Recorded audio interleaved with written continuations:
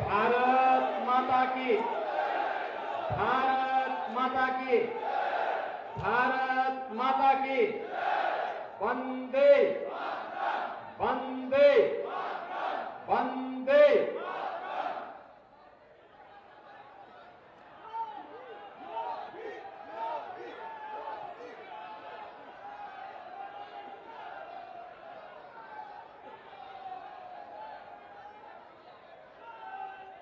दो 2024 के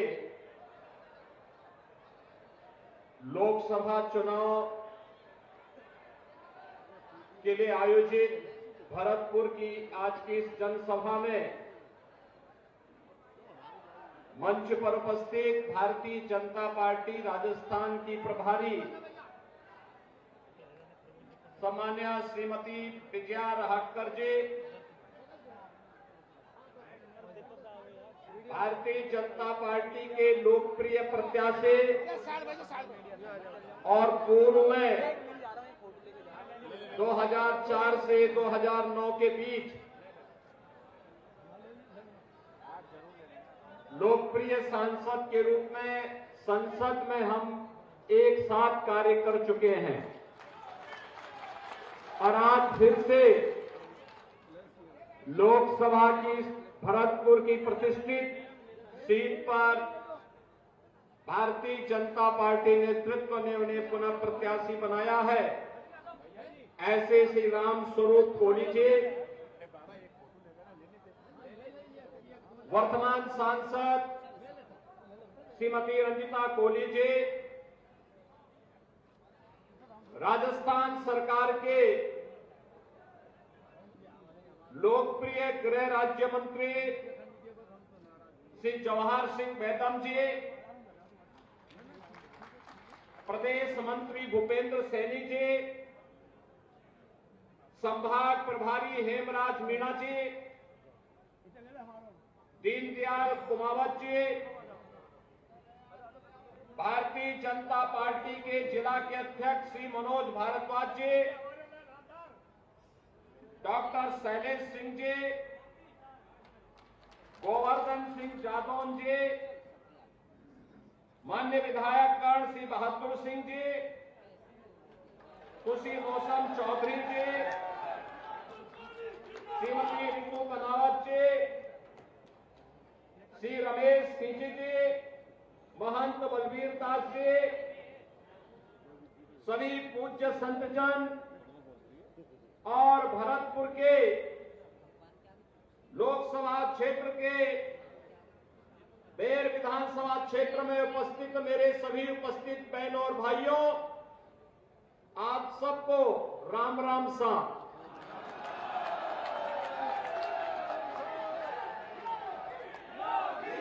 देवनारायण भगवान की इस पावन धरा को नमन करते हुए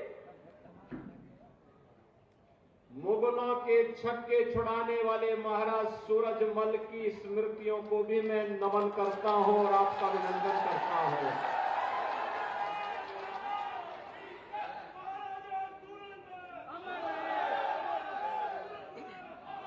हम लोग कितनी समृद्ध विरासत के उत्तराधिकारी हैं। महाराज सूरजमल ने औरंगजेब के छक्के छुड़ाते हुए उसके लाल किले में भूसा भरवाने का काम करवा दिया था। मुगल सेना उनके सामने नाक रगड़ने के लिए मजबूर हो गई थी। बहनों और भाइयों, और समृद्ध और पराक्रमी परंपरा का जो वारिस हो, वह किसी विभाजनकारी राजनीति को कभी भी प्रश्रय नहीं दे सकता, विभाजित नहीं हो सकता। और ये नए भारत का जो हम दर्शन कर रहे हैं, आप देख रहे होंगे, एक तरफ महाराजा सूरजमल की समृद्ध विरासत और दूसरी तरफ स्वतंत्र भारत में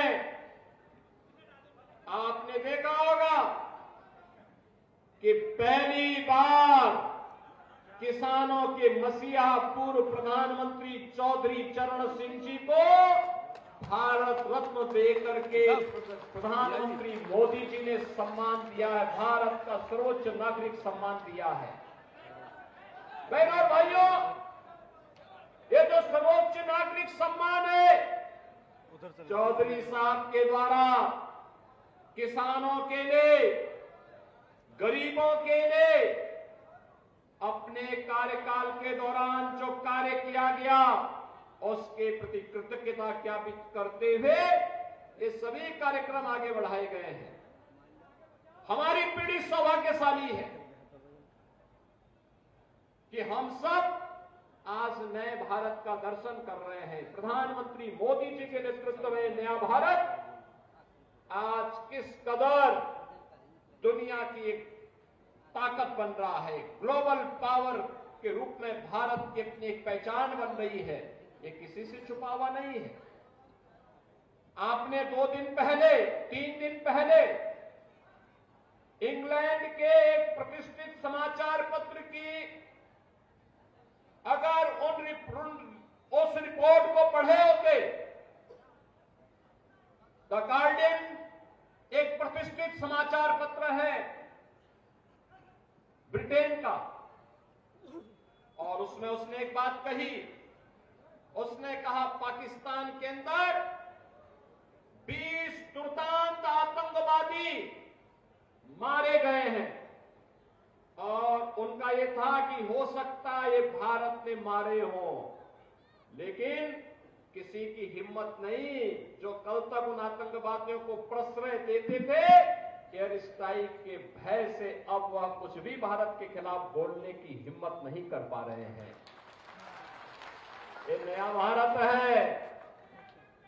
द गार्डियन की रिपोर्ट का और स्रोत का आधार क्या है हम नहीं जानते, लेकिन बहनों और भाइयों, ये नया भारत है, अपने नागरिकों को सुरक्षा देना भी जानता है, अपनी सीमाओं की सुरक्षा करना भी जानता है।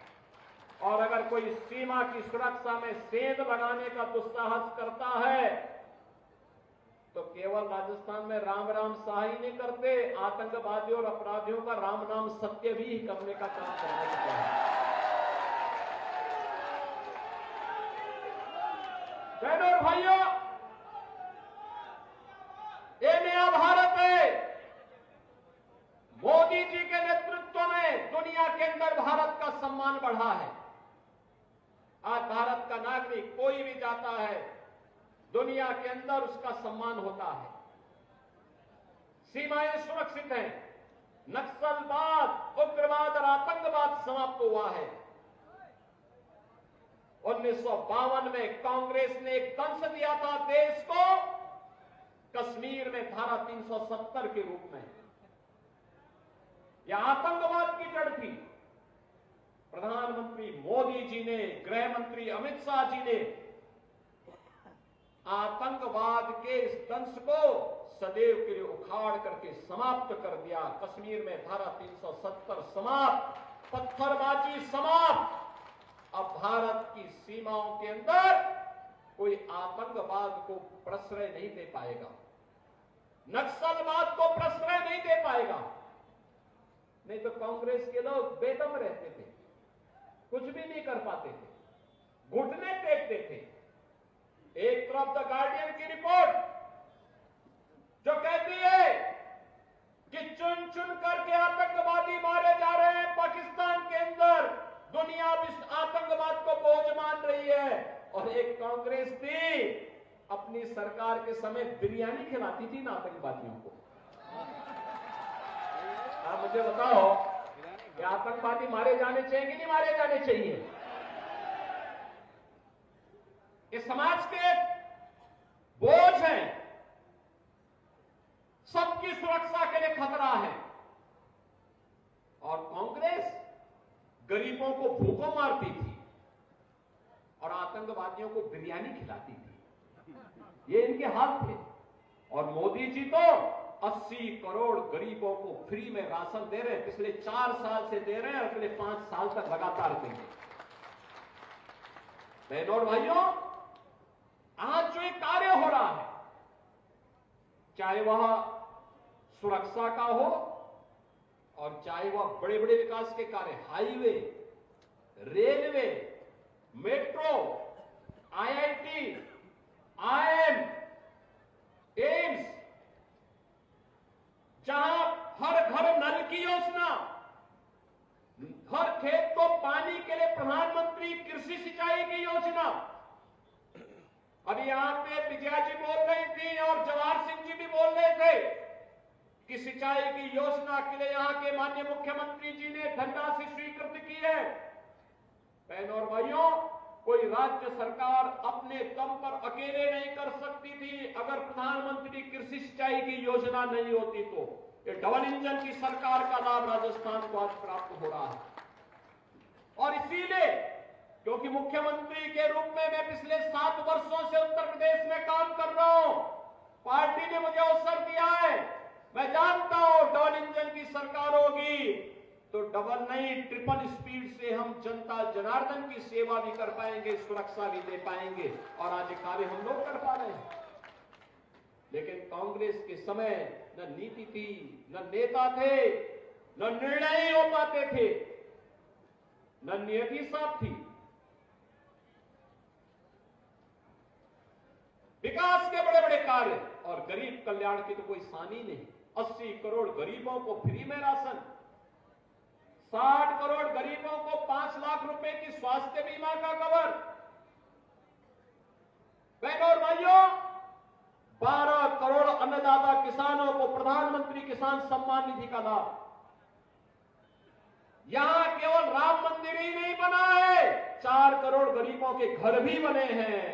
यह भी हमें नहीं बोलना चाहिए। 2.5 करोड़ गरीबों के घर में फ्री में बिजली के कनेक्शन दिए गए हैं और 10 करोड़ गरीबों को फ्री में उज्ज्वला योजना के कनेक्शन भी मिले हैं। 12 करोड़ गरीबों के घर में एक शौचालय भी बना है। नौजवानों के लिए स्टार्टअप और स्टैंडअप की योजना है, उनके रोजगार की योजनाएं, पीएम विश्वकर्मा और ओडीओपी की योजनाएं, ये सभी भारतीय जनता पार्टी की सरकार की देन है। और सुरक्षा भी है, समृद्धि भी है, विकास भी है, आजीविका भी है, तो आस्था का सम्मान भी है। मैं पूछना चाहता हूं, क्या अयोध्या में राम मंदिर का निर्माण एक कांग्रेस के लोग करा पाते क्या? ये तो बोलते थे राम हुए ही नहीं, ये बोलते हैं राम हुए ही नहीं।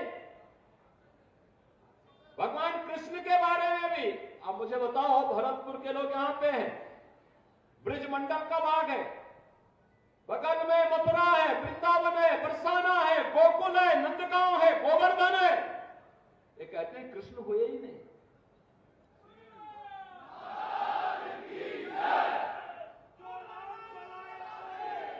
इतना बड़ा अपमान है कांग्रेस के लोग हमारे इतिहास और हमारी विरासत पर ही प्रश्न खड़ा करने का प्रयास करते हैं। लेकिन भाइयों, बहनों और भाइयों, आज आप देखते होंगे अब यूपी में कर्फ्यू नहीं लगता, नहीं लगता, वहां कर्फ्यू नहीं लगता। दंगा तो है ही नहीं, कर्फ्यू भी नहीं लगता। हां, कावड़ यात्रा धूम धड़ाके से निकलती है वहां पे, और धूम धड़ाके के साथ, कोई रोक टोक नहीं। और इसलिए बहनों भाइयों, ये जो कार्य हो रहे हैं अयोध्या में राम मंदिर का कार्य, तो 500 पीढ़ियां चली गई। हमारी पीढ़ी कितनी सौभाग्यशाली है कि आज मोदी जी के नेतृत्व में, उनके सानिध्य में एक नए भारत का दर्शन कर पा रहे हैं। जो काम हुए हैं, याद रखना, मोदी जी हमारे नेता हैं, मोदी जी को श्रेय मिलना चाहिए, लेकिन उससे ज्यादा श्रेय आपको मिलता है, क्योंकि आपके एक वोट ने इस देश की तस्वीर और तकदीर को बदला है। आपने अगर अपने वोट का सही इस्तेमाल नहीं किया होता और वही सड़ी गली व्यवस्था को ले चलने वाली कांग्रेस को ही समर्थन किया होता, तो क्या होता? कुछ भी नहीं होता। न सुरक्षा मिलती, न विकास होता, न गरीब कल्याण होता, न अयोध्या में राम मंदिर ही बन पाता। नहीं बनने ही नहीं देते कांग्रेस के लोग। चाहते ही नहीं कि समस्या का समाधान हो। कांग्रेस अपने आप में समस्या है, अपने आप में समस्या है। और इसलिए बहनों भाइयों, मैं आया हूं आप सबसे अपील करने के लिए। आपका एक वोट अयोध्या में राम मंदिर का निर्माण भी करता है, आपका इंफ्रास्ट्रक्चर भी बेहतर करता है, आपको सुरक्षा भी प्रदान करता है, देश की सीमाओं को सुरक्षा भी प्रदान करता है। आपने मोदी जी के पहले किसी प्रधानमंत्री को बॉर्डर क्षेत्र में सैनिकों के साथ दीपावली मनाते हुए देखा है क्या? होली मनाते हुए देखा है क्या? कोरोना में जब हर व्यक्ति अपने आप को बचाने का प्रयास कर रहा था, एक कांग्रेस के लोग, अन्य दलों के लोग गायब थे, तब मोदी जी एक एक राज्य में जाकर के लोगों के हित के लिए काम कर रहे थे, अपनी परवाह के बगैर। दुनिया के अंदर 2 वैक्सीन देने वाला भारत है और दुनिया के सबसे बेहतरीन वैक्सीन भारत ने दिए हैं मोदी जी के नेतृत्व में। अगर ये मोदी जी के द्वारा वैक्सीन उस समय नहीं दी गई होती तो बहनों और भाइयों, क्या 140 करोड़ के भारत को हम बचा पाते? कोरोना जैसी महामारी से बचा पाता भारत को कोई? तो यह चुनाव हमारे लिए मोदी जी के प्रति कृतज्ञता ज्ञापित करने का भी एक अवसर है। और इसीलिए हम लोग आए हैं आज भरतपुर में। मुगल सेनाओं को महाराजा सूरजमल ने भूसा भरने का काम किया था उनके किले में। कहा था तुम यही खाओ। अब भारत को रोकने का सपना देख रहे थे वे लोग, उनकी औकात महाराजा सूरजमल ने खाई थी। और ये चुनाव है, देश के साथ गद्दारी करने वाले, देश की सुरक्षा के हितों के साथ खिलवाड़ करने वाले, गरीबों के हितों में डकैती डालने वाले, भारत की आस्था के साथ खिलवाड़ करने वाले इन कांग्रेसियों को भी अब उनका सही जगह दिखाने की आवश्यकता है। और इसीलिए भारतीय जनता पार्टी आई है आपके पास फिर से लोकसभा चुनाव के लिए। मोदी जी ने कह दिया है, मोदी जी ने कह दिया है, एक संकल्पना दे दी है विकसित भारत की। विकसित भारत के लिए विकसित राजस्थान भी चाहिए, विकसित राजस्थान के लिए विकसित भरतपुर भी चाहिए। और विकसित भरतपुर के लिए यहां पे भारतीय जनता पार्टी ने राम स्वरूप कोहली को यहां पे प्रत्याशी बना के भेजा है। इनको संसद में भी जाना आवश्यक है। सहमत है ना? सभी लोग सहमत हैं? सभी लोग सहमत हैं? कमल का निशान खिलेगा ना? देखो, स्थानीय किसी भी राग द्वेष से ऊपर उठ करके देश के बारे में हमें सोचना चाहिए। मोदी जी देश के बारे में सोचते हैं। मोदी जी कहते हैं 140 करोड़ का भारत ही मेरा परिवार है और मैं 140 करोड़ लोगों के लिए काम करूंगा। किसी व्यक्ति, किसी जाति, किसी मत और मजहब के लिए नहीं, देश के लिए काम करूंगा। देश का हित होगा तो सबका हित हो जाएगा। और यह सोच जब मोदी जी की है तो हम भी देश के बारे में सोचें। और इसलिए किसी भी प्रकार के स्थानीय किसी समस्या पर चर्चा के बगैर केवल ये कि मोदी जी के जैसा नेता भारत के पास है, मोदी जी जैसा नेतृत्व भारत के पास है, कोई इफ बट नहीं, केवल एक ही जो देश की आवाज है। और देश की आवाज क्या है कि फिर एक बार भरतपुर की आवाज इतनी जोर से आए कि दिल्ली तक चली जाए। फिर एक बार अब की बार तो 400 पार के लिए यहां पर राम स्वरूप कोहली जी को विजयी बनाना होगा। सहमत है ना? सभी लोग सहमत है ना? आपका आशीर्वाद विधानसभा चुनाव में मिला था, इसके लिए भी मैं आपका आभार व्यक्त करता हूं।